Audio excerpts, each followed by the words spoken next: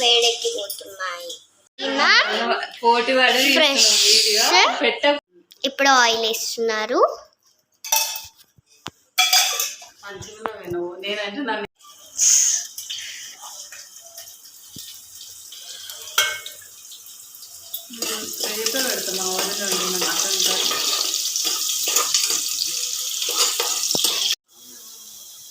ఇంకో చూడండి ఉల్లిగడ్డలు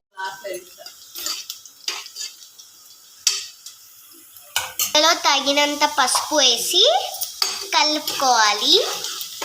ఇలాగా వీడియోలో చూపిస్తున్న విధంగా కలుపుకోవాలి.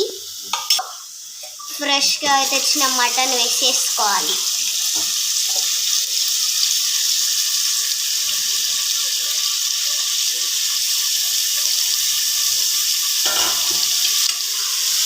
నెక్స్ట్ దానిని కలుపుకోవాలి టోటల్గా.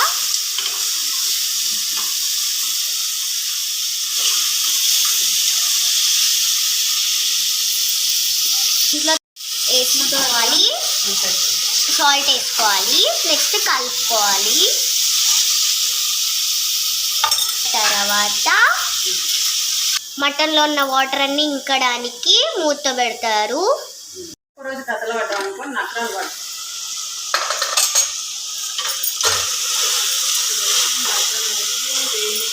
ఇప్పుడు మటన్ వేగిపోయింది.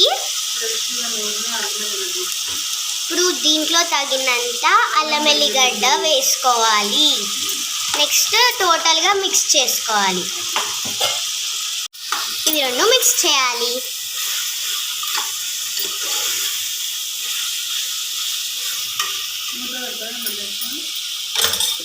నెక్స్ట్ మూత పెట్టేసి కొద్దిసేపు ఆగాలి.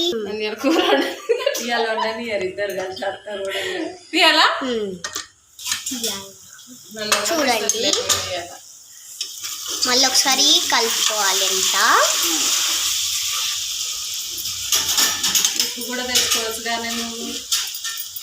నెక్స్ట్ దీంట్లో తగినంత కారం వేసుకోవాలి. ఎక్కువ కారం కావాలంటే ఎక్కువ వేసుకోవాలి, తక్కువ కావాలంటే తక్కువ వేసుకోవాలి. నెక్స్ట్ దాంట్లోనే మళ్ళీ సాల్ట్ వేసుకోవాలి.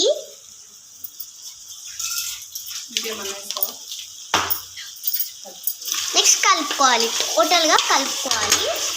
కలిపి దాంట్లో టమాటాలు కూడా వేయాలి.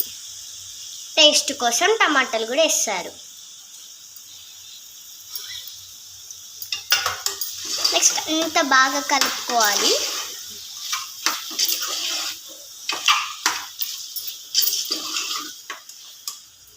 కలిపి మళ్ళీ మూత పెట్టేసుకోవాలి. ఇప్పుడు మళ్ళీ ఒకసారి బాగా కలిపి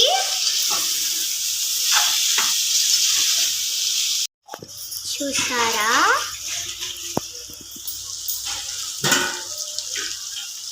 నెక్స్ట్ దీంట్లో కొద్దిగా వాటర్ యాడ్ చేయాలి.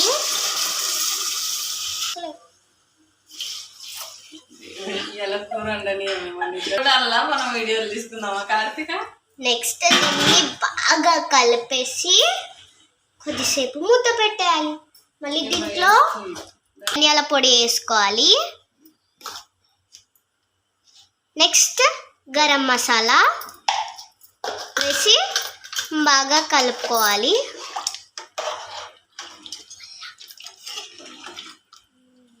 కలిపేసి తర్వాత మూత పెట్టేసుకోవాలి.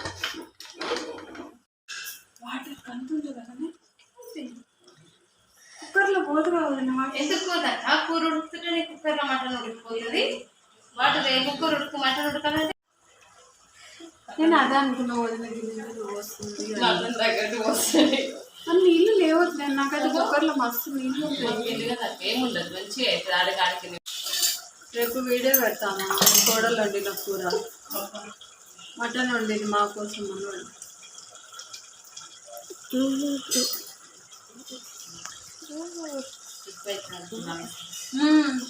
నేను గింత